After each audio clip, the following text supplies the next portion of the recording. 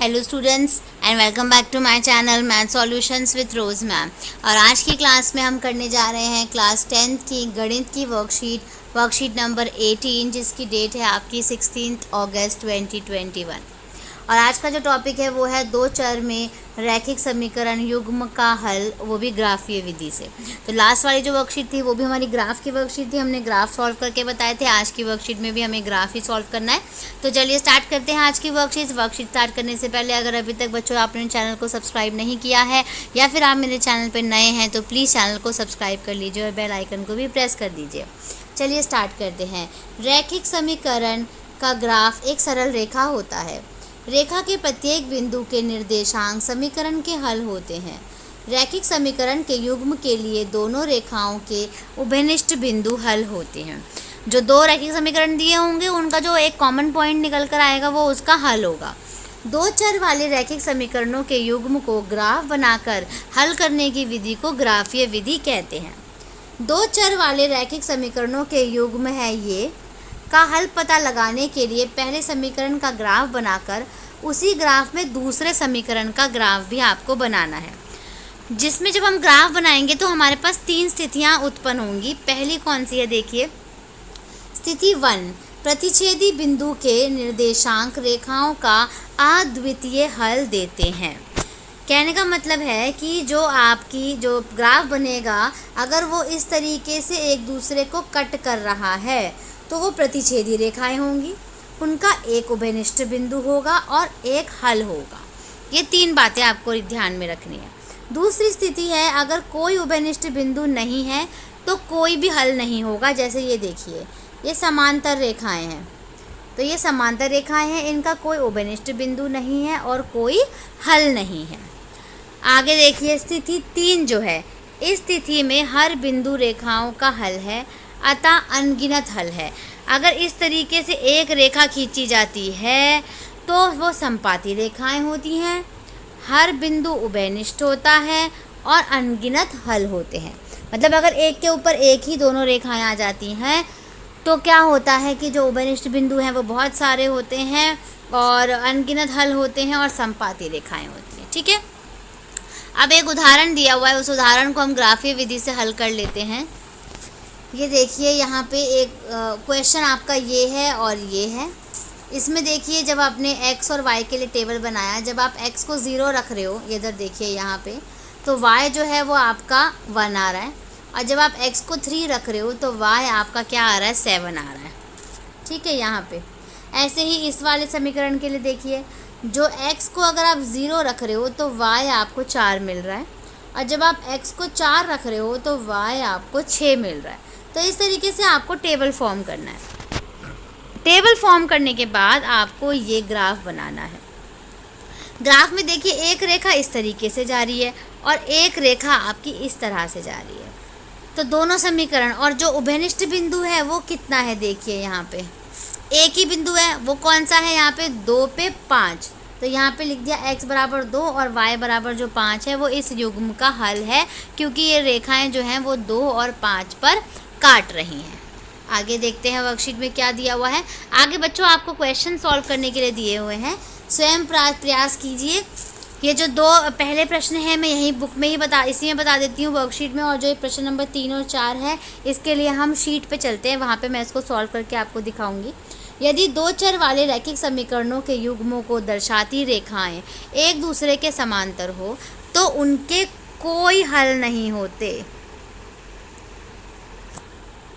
कोई हल नहीं होते, या फिर ज़ीरो हल लिख दीजिए, ज़ीरो हल लिख दीजिए यहाँ पे, या तो कि कोई हल नहीं होते या फिर ज़ीरो हल होते हैं। ठीक है, तो यहाँ पे हम ज़ीरो ही लिख देते हैं तो हमारे लिए बेटर रहेगा, उनके ज़ीरो हल होते हैं।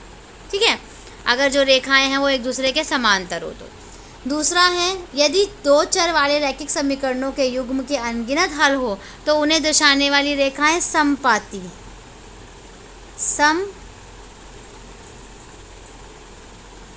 रेखा होगी।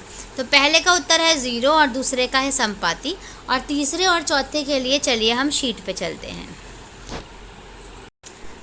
तो चलिए प्यारे बच्चों, जैसा आपको स्क्रीन पे दिखाई दे रहा है आंसर नंबर 1 तो आपका कोई हल नहीं है, कोई हल नहीं होते, और इंग्लिश में है नो सॉल्यूशन। दूसरा है इंग्लिश में कोइंसिडेंट लाइंस और हिंदी में है संपाती रेखाएं। ठीक है, अब आंसर नंबर 3 देखिए। आंसर नंबर 3 में आपको क्या करना है, जो ये आपको इक्वेशन दी हुई है, 2 समीकरण दिए हुए हैं, 2 समीकरण में देखिए आपको यहाँ पे इस तरीके से 2 समीकरण दिए हैं। यहाँ पे 1 मिनट यहाँ देख लेते हैं, थोड़ा सा इधर कर देती हूँ मैं इसको। चलिए, इक्वेशन है आपकी ये 2x + y - 14, तो -14 जो है वो उधर जा कर के +14 बन जाएगा। इस 14 में देखिए x की जगह आप 0 रखिए तो y 14 आ गया, x की जगह 1 रखिए y आ गया 12, x की जगह 2 रखेंगे y आ जाएगा 10। देख लीजिए किस तरीके से सॉल्व किया हुआ है। और यहाँ पे टेबल बना रखी है, x 0 पे y 14, x 1 पे y 12 और x 2 पे y 10 हो गया। ऐसे ही दूसरी जो इक्वेशन है आपकी, दूसरा समीकरण जो है वो ये देखिए, ये था आपका, जिसमें -2 को = के उस तरफ ले जा कर के +2 बना दिया गया है। अब x की वैल्यू इधर ही रखी और बाकी जो वैल्यू है वो इस तरफ आ जाएगी।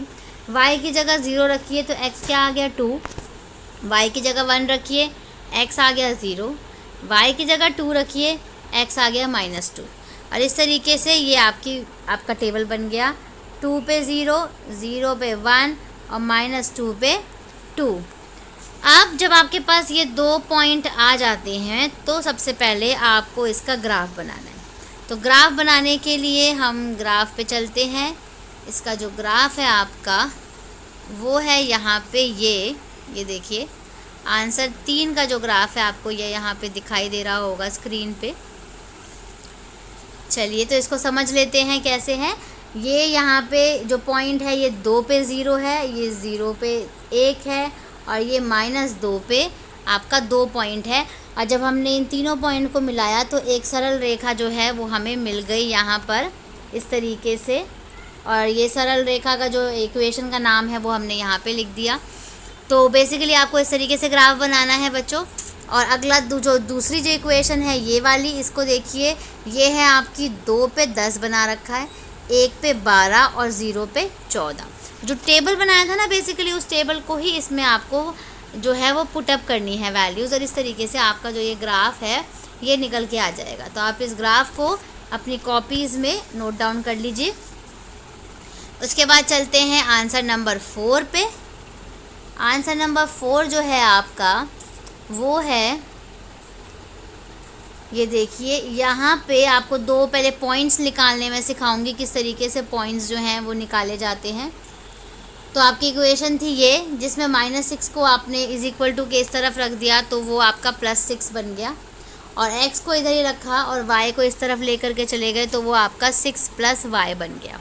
जिसमें जब आप x की जगह 6 जो है, अगर आप y की जगह 0 रख रहे हो, देखिए इधर 0 रख रहे हो तो x क्या आ रहा है 6, y की जगह 1 रख रहे हो तो x क्या आ रहा है 7, और y की जगह जब 2 रख रहे हो तो x क्या आ रहा है 8 आ रहा है। यस, तो इसका ग्राफ बना, इसका जो टेबल है पहले ये बना लीजिए। 0 पे 6 बन गया, ये देखिए, 1 पे 7 हो गया और 2 पे क्या हो गया आपका 8 हो गया। ठीक है, उसके बाद नेक्स्ट देखिए, ये आपकी इक्वेशन थी, समीकरण आपको दिया हुआ था। इस समीकरण में से सब में से 2 हटा लीजिए, 2 कॉमन ले लीजिए तो हट जाएगा। तो बचेगा क्या, ये x - y + 1 = 0। तो x - y तो इधर ही रहा, +1 उधर जाकर क्या बन जाएगा -1, और x इधर ही रहेगा और -1 y जो है इधर जाके क्या बन जाएगा आपका +y। टेबल बना लेंगे, पहले टेबल से पहले सॉल्व कर लेते हैं। y को आप 0 रख रहे हो तो x क्या आ रहा है -1, देखिए इधर। y को 1 रख रहे हो तो x क्या आ रहा है आपका 0, इधर देखिए। और y को जब आप 2 रख रहे हो तो x क्या आ रहा है आपका 1। ठीक है, अब इसको जो है आपको ग्राफ बनाना है। तो ग्राफ मैंने इसी के नीचे बना रखा है, ग्राफ समझ लेते हैं पहले। ये देखिए, यहाँ पे ये ग्राफ है आपका आंसर नंबर 4 का।